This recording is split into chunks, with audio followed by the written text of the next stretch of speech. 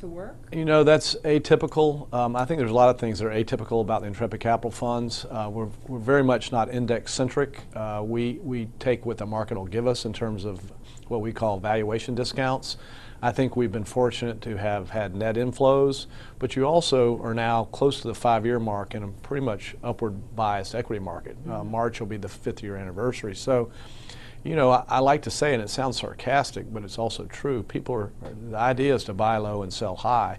So between monetizing equities where we think they've reached a private market valuation and having had short duration high yield bonds called in an environment that's very easy to get financings done, coupled with some modest inflows, cash is now reaching, you know, 30%. I'd say typical of this fund, though, it's typically been kind of low to mid double digits, you know, 10, 12, 15% is not abnormal. I think in an environment where we trade in what are less liquid parts of the capital markets, I'm attracted to that because they're, I think, less efficiently priced. To have cash when volatility erupts, whenever that may be, Then you can you know, that old saying, in the land of the blind, the one-eyed man is king. To have cash at the point of maximum distress, you can really find attractively priced securities. But we really have had very low volatility.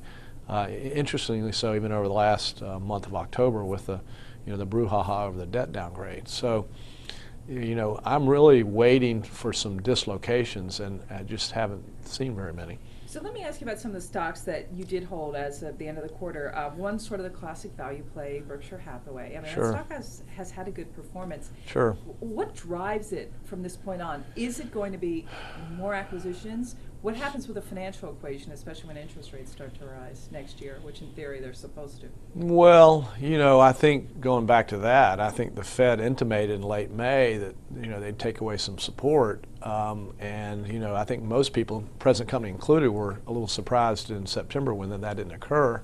As far as Berkshire Hathaway, there's a lot of things hanging over it. First and foremost, that Mr. Buffett's, you know, 82 or 3 years old. I think it's a great money-making machine the way I look at it, but as a multiple of book value, it's probably fairly fully priced. I've trimmed that position back. Keep in mind, personally, that's a security that I've also owned and my family has since the late 80s, and I've certainly benefited from that. Yeah. So, you know, I think that's a really unique situation. I recognize he's got a succession plan in place. I suspect there'll be some disruption when he goes on to meet his maker, but, you know, so far the cherry cokes and steaks are working for him. Yeah, exactly.